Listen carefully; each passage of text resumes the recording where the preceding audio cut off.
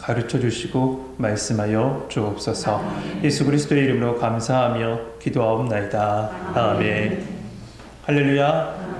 10월의 마지막 주일 이렇게 예배 자리에 나온 우리 모든 성도님들에게 하나님의 평강과 성령님의 인도하심이 함께하길 주님의 이름으로 축복합니다. 이번 달 우리가 암송한 말씀은 사도행전 16장 31절 말씀인데 우리 함께 한번 암송해 볼까요? 이르되라고 시작합니다. 너무 간단한 말씀이죠. 이르되 하겠습니다. 시작. 이르되 주 예수를 믿으라. 그리하면 너와 내 집이 구원을 받으리라 하고. 아멘. 깜짝 놀라셨죠? 이렇게 갑작스럽게 물어봐야지만 우리의 인생 가운데 갑작스럽게 찾아오는 일 속에 그 하나님의 말씀이 생각날 것이고 그 말씀이 여러분의 심령 가운데, 여러분의 삶 가운데 힘이 될 줄 믿습니다. 우리는 이 말씀을 가지고 10월 첫 번째 주일날 이 뜻밖의 여정, 뜻 있는 만남이라는 제목으로 은혜를 나눴습니다. 2022년 10월, 이 2022년 10월이라는 이 여정은 이렇게 마무리되지만 여러분 주님과 동행하는 그 여행길은 계속될 줄 믿습니다. 그 속에서 생각지도 않은 뜻밖의 여정도 만날 것이지만 그 속에 예비된 하나님의 뜻 있는 만남 또한 예비되어 있을 줄 믿습니다. 여러분 그 모든 여러분의 걸음 속에 가장 선한 길로 인도하시는 하나님의 인도하심이 함께하길 소망합니다. 특별히 이 새벽에 들려온 그 참담한 소식에 정말 무엇이 중요한가 라는 생각밖에 들지 않았습니다. 그러면서 드는 생각이 정말 이 세대 젊은이들에게 예수 이름 어떻게 해서든지 증거해야 되는 것이 우리의 사명이구나. 그 막중한 사명감 또한 느끼게 됩니다. 여러분, 믿음의 기성세대인 여러분의 삶을 통해서 주님의 이름이 증거되고 주님의 이름이 높아져서 그 모습을 본 우리 자녀 세대들이 예수님 안에 참된 평강이 있구나. 예수님 안에 정답이 있구나. 그것을 느낄 수 있도록 우리 복음의 통로가 될 수 있는 믿음의 어른 세대들 되시길 주님의 이름으로 축복합니다. 예수님께서 십자가 지시기 전날 밤 겟세마네 동산에서 올라가셔서 땀방울이 핏방울 되도록 간절하게 기도하셨습니다. 내 아버지여, 만일 할만하시거든 이 잔을 내게서 지나가게 하옵소서. 그러나 나의 원대로 마옵시고 아버지의 원대로 하옵소서. 예수님은 그만큼 이 십자가의 무게를 알고 계셨다는 겁니다. 오늘 본문이 속한 8장 26절에서부터 10장 마지막 절까지는 갈릴리 사역을 마치시고 예루살렘 사역을 향해 가시는 여정이라고 했습니다. 정확하게 얘기하면 십자가를 향해 가는 순례길입니다. 그렇다면 당연히 예수님의 마음은 그 십자가를 향해 있으셨을 거예요. 그 십자가가 항상 있으셨을 겁니다. 여러분, 우리도 중요한 사건이 있으면요, 지금 내가 다른 곳에 있고 어떤 다른 일을 할지라도 온통 정신은 그곳에 있지 않습니까? 그런데 예수님은 지금 이 순례길 속에 십자가를 향해 가는 그 길 속에 제자들에게 더 관심을 가지셨어요. 그리고 이들에게 그 십자가가 무거운 짐이 아니라 생명길임을 알려주시길 원하셨던 것이죠. 그래서 예수님은 그 급박한 상황 속에서도요, 제자들에게 본인이 버림받으실 것과 십자가 지실 것과 3일 만에 부활하실 것을 가르쳐 주셨습니다. 바로 예수님의 사랑으로 말합니다. 그런데 제자들은 어떻습니까? 제자들은 이 예수님의 말씀 앞에 뒷걸음질 칩니다. 처음에는 강하게 부정하죠. 아닙니다. 안 됩니다. 라고 예수님을 향해 부정해요. 그러다가 이제는 안 들려. 귀를 막아버려요. 그리고 나눈 이야기, 대화가 뭐냐면 누가 크냐? 누가 높냐? 누가 좋은 자리를 얻냐라는 대화예요. 이 예수님께서 말씀하시죠. 누구든지 첫째가 되고자 하면 무사람의 끝이 되며 무사람을 섬기는 자가 되어야 하리라. 그러나 제자들은 여전히 그 예수님의 말씀을 깨닫지 못하고 있었고 이러한 상황은 오늘 말씀 속에서 계속됩니다. 오늘 본문에 보면 마가복음에서 처음으로 이 사도 요한이 등장합니다. 그리고 그 사도 요한이 예수님께 나아가 이렇게 얘기하죠. 38절 말씀 같이 한번 읽어봅시다. 38절 같이 읽겠습니다. 시작. 요한이 예수의 여자에게 선생님이 가르치 않지 않던 주의 이름으로 우리를 주는 것을 우리가 보고 우리를 가르치 않게 안경으로 말하느니라. 여러분, 상황은 이렇습니다.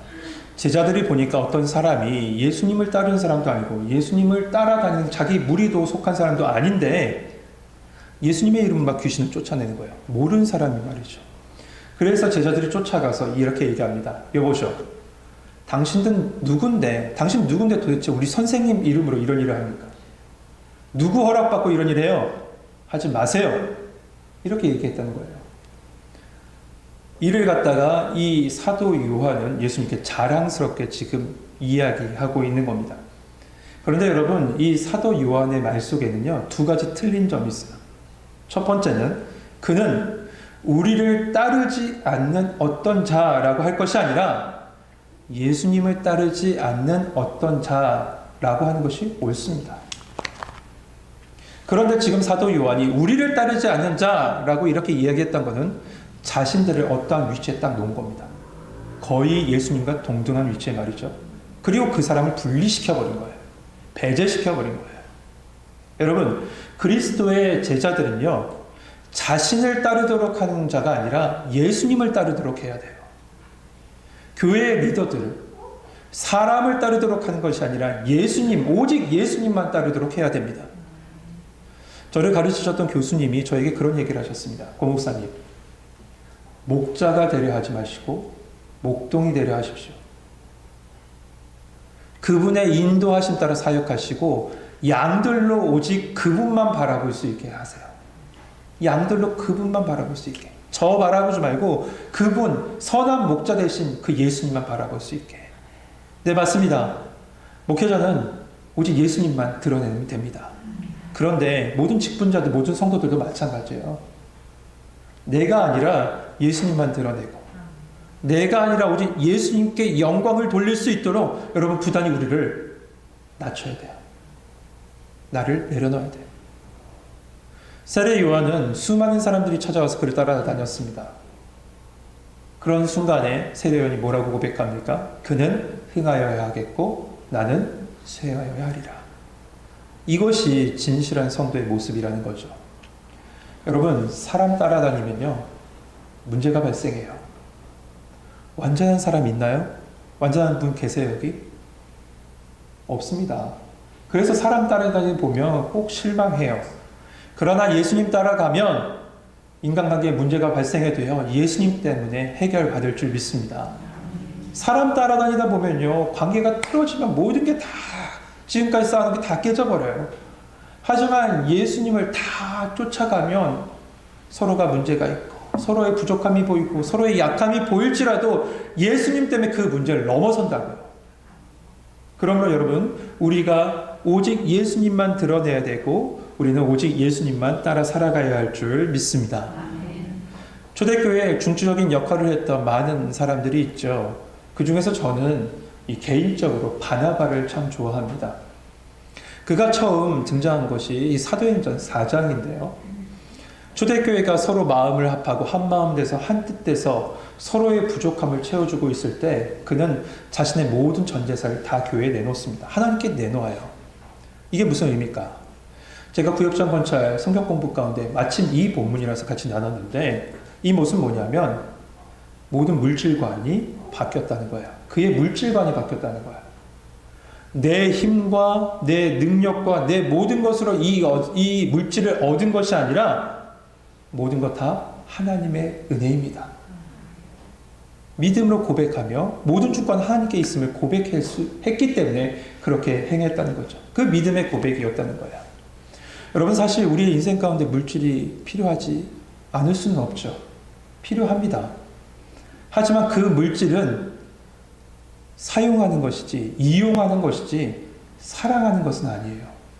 사랑해서는 안 돼요. 그런데 세상 사람들은 거꾸로 가요. 사람을 사용하고 이용하고 물질을 사랑해요.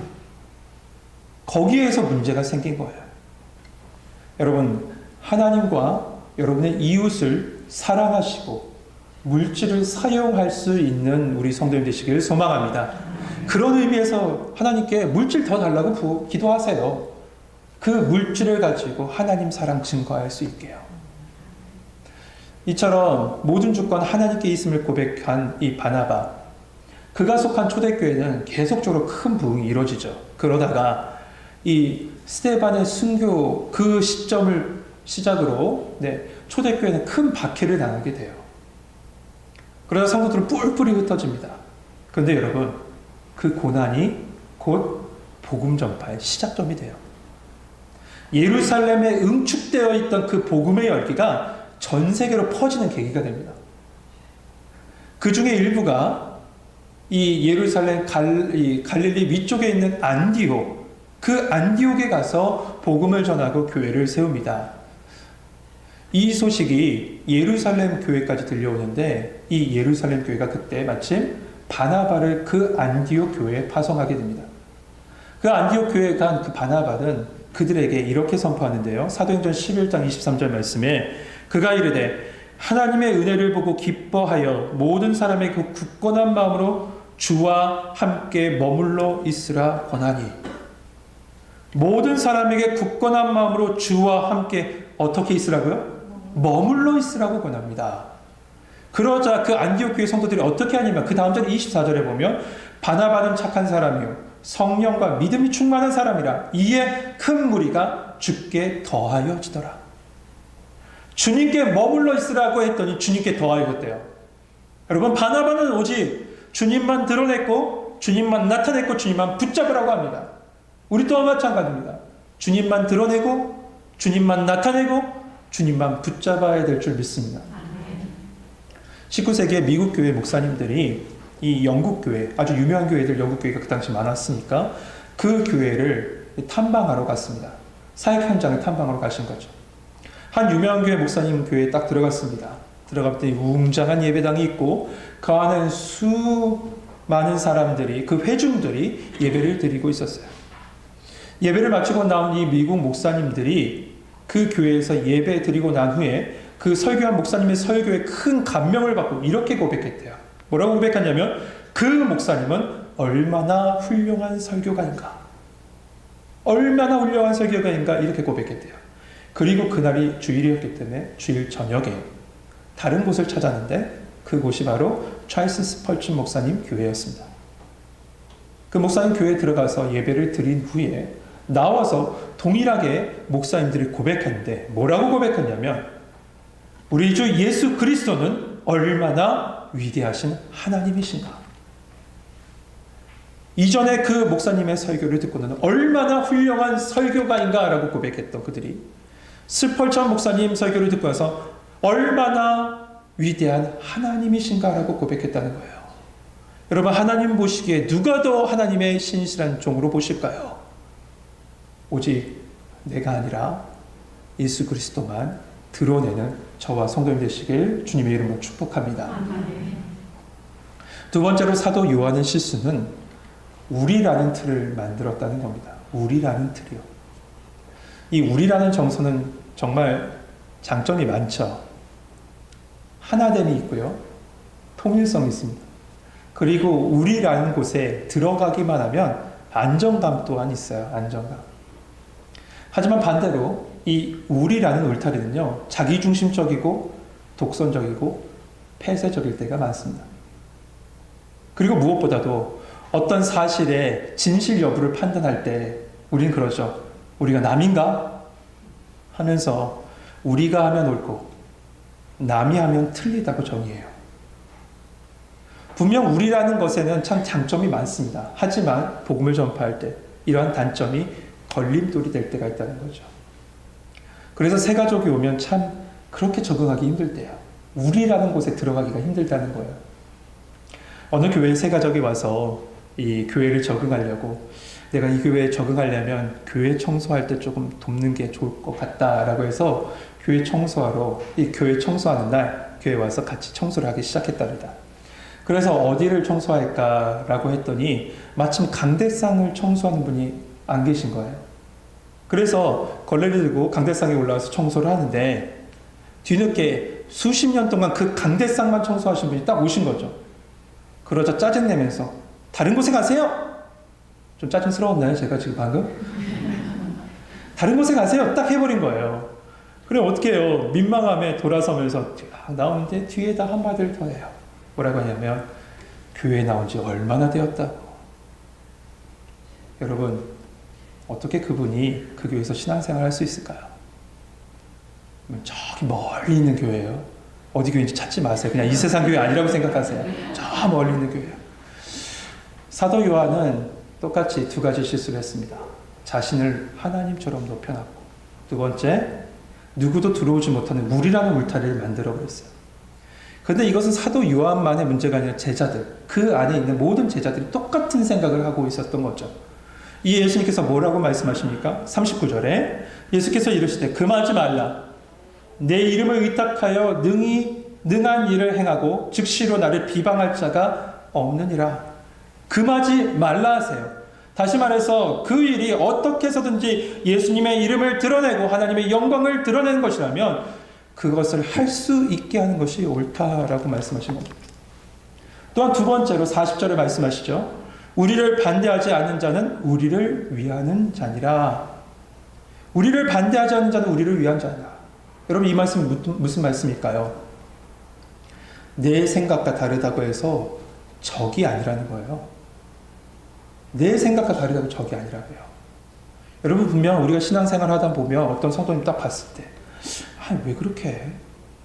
아니 저 왜 이렇게 믿어? 아니 왜 저렇게 예수님 믿어? 왜 이렇게 유별나게 살아? 라고 하시는 분이 계실 수도 있어요. 그런데 여러분 그가 이단이 아니고 그가 진리 대신 예수님 안에서 떠난 자가 아니라면 내가 원하는 방식대로 그가 믿어야 될 이유가 있나요? 내가 원하는 대로 그가 신앙생활을 해야 될 이유가 있냐고요? 내가 아니라 하나님이 원하시는 대로요. 그러므로 여러분 우리와 다른 모습의 신앙생활을 하는 성도가 있다면 그는 적이 아니라 우리와 함께하는 동역자로 받아주어야 될 줄 믿습니다. 신약성경 맨 처음에요. 예수님의 이 땅에서의 모든 행적을 기록한 4개의 복음서가 있죠. 사복음이라고 하잖아요. 마태복음, 마가복음, 누가복음, 요한복음. 그런데 우리에게는 거기에 한 가지 추가돼서 5개의 복음서가 있대요. 마태복음, 마가복음, 누가복음, 요한복음, 그리고 내가복음. 내가복음이래요. 내가 복음인이 되어서는 안 돼요. 내가 기준이 되어서는 안 된다고요. 예수님은 마지막으로 또한 세 번째 이렇게 말씀하십니다. 41절 말씀 같이 한번 읽어봅시다. 41절 같이 읽겠습니다. 시작.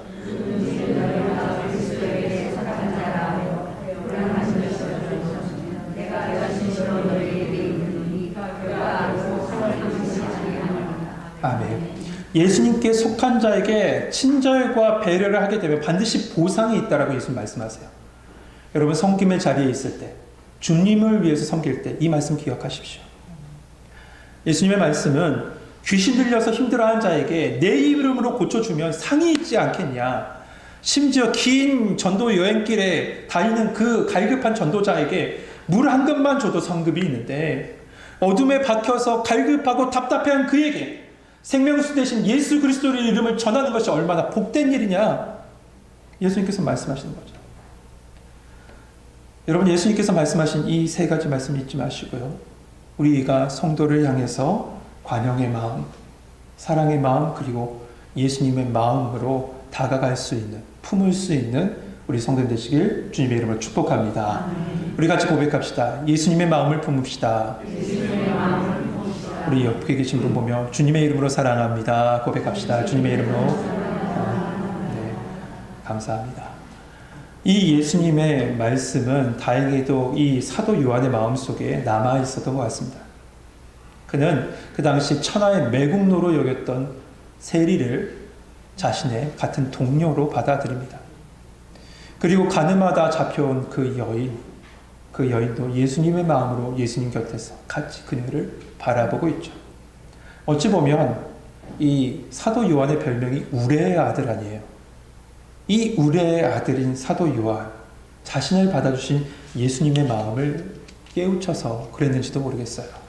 그런데 이 모습은 이 초대교회 전통이 돼서요. 당시 지옥의 땔감으로 여겼던 이방인 그 백부장 고넬료에게 베드로 가서 복음을 전합니다. 그리고 예수님을 믿는 사람을 잡아 죽였던 바울을 믿음의 한식으로 받아들여요. 예수님은 제자들에게 지금 편가르기를 가르치신 것이 아니라 받아줌을 가르쳐주고 계세요. 받아주어라는 거예요. 모든 사람이 다 받아주래요. 여러분, 우리도 보면 다 독특해요. 다 특이해요. 참 다 달라요. 그런데 예수님은 그런 우리의 모습을 용납하셔서 주님의 자녀로 받아주셨습니다. 예수님은 받아주지 말아야 될 조건을 찾으신 것이 아니라 예수님은 받아주어야 될 이유를 먼저 찾으셨어요. 그것이 바로 예수님의 십자가 사랑입니다. 사도 바울이 로마 감옥에 갇혔을 때 그 바울의 매임과 묶임을 틈을 타서 순수하지 못한 마음으로 이 복음을 전했던 사람들이 있습니다. 자신의 세력, 자신의 영향력을 넓히려는 사람들이었죠. 이 소식을 들은 바울이 뭐라고 얘기했냐면 빌립보서 1장 15절 18절의 말씀에 보면 어떤 이들은 투기와 분쟁으로 어떤 이들은 착한 뜻으로 그리스도를 전파하나니 그러면 무엇이냐 거칠애로 하나 참으로 하나 무슨 방도로 하든지 전파되는 것은 그리스도니 이로써 나는 기뻐하고 또한 기뻐하리라. 바울은 오직 내가 아니라 예수님만 증거되면 됩니다. 예수님만 나타나면 됩니다. 예수님만 드러나면 됩니다. 믿음으로 지금 고백하고 있는 거야. 받아들여주고 받아준 거죠. 어떻게 이 바울이 그럴 수 있을까요? 예수님의 사랑을 깨달았기 때문에 그래요. 여러분, 사람은 논리적으로 가르치고 설득하고 지적한다고 변화되는 것이 아니에요. 여러분이 언제 변했는가 한번 생각해 보세요. 지적받고 설득받았을 때 변화되었나요? 그것이 아니라 용납받고요. 사랑받는다는 것을 깨달았을 때 변화돼요. 대부분의 사람들이 그래요. 내가 사랑받고 있구나. 그럼 이대로 있을 수는 없겠네. 그 마음을 깨달았을 때 변화돼요. 그런 의미에서 예수님은요, 우리를 반대하지 않는 자는 우리를 위한 자다라고 얘기하시면서 용납해라, 받아주어라 라고 말씀하신 것이죠. 하지만 42절 말씀 같이 읽겠습니다. 같이 읽겠습니다. 시작.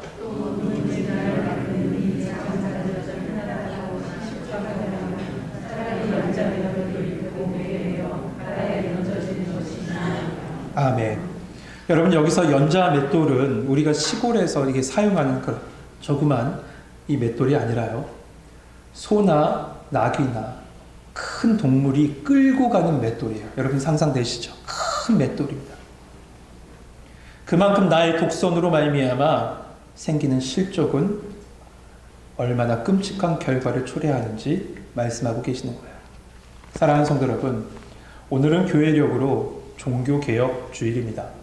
종교개혁은 사람이 중심이 되고 내가 중심이 되었던 신앙을 오직 말씀으로, 오직 믿음으로, 오직 은혜로, 곧 하나님 중심으로 바꾸는 시간이었습니다. 내가 중심이 되어서는 안 돼요. 하나님이 중심이 되셔야 돼요. 나를 따르라고 하면 안 되고 예수님을 따라가야 합니다. 이 프린스턴 신학교의 한 교수님이 제자들에게 이런 얘기를 했습니다. 여러분, 종교개혁을 마틴 루터가 일으킨 줄 생각하는데 잘못된 생각입니다. 종교개혁은 마틴 루터가 갈라디아서 말씀을 읽을 때 그 말씀이 그 안에서 폭발하여 시작된 겁니다. 진리의 복음이 그 사람을 폭발시킨 것이고 마틴 루터는 그 복음을 전할 수밖에 없었던 겁니다. 사람이 한 것이 아니라 하나님이 하셨다는 거예요. 그러므로 여러분, 사람을 따르는 것이 아니라 오직 예수 그리스도를 바라볼 수 있는 성도님 되시길 소망합니다. 나의 기준이 아닙니다. 하나님의 말씀이 기준이 되고 예수님의 말씀이 나를 인도하신 대로 살아가야 되는 것이죠. 그 예수님의 마음은 바로 십자가 사랑이에요. 그 사랑의 섬김과 배려와 관용이 우리 안에 넘쳐나길 소망하고 그 속에서 오직 예수님의 이름만 높여지길 주님의 이름으로 축복합니다. 기도하겠습니다. 사랑의 하나님, 주님의 마음을 덮으시사 그 사랑으로 주님의 사랑을 증거할 수 있는 저희들 되게 하여 주옵소서. 우리는 우리가 나타나려고 하고 내가 높아지려고 할 때가 참 많습니다. 그러나 돌아보니 모든 것 다 하나님의 은혜였고 하나님의 사랑, 십자가 사랑이었습니다. 그 사랑을 증거하며 나타내며 그 사랑의 향기를 풍기며 살아가는 우리 믿음의 성도들 되게 하여 주옵소서. 예수 그리스도의 이름으로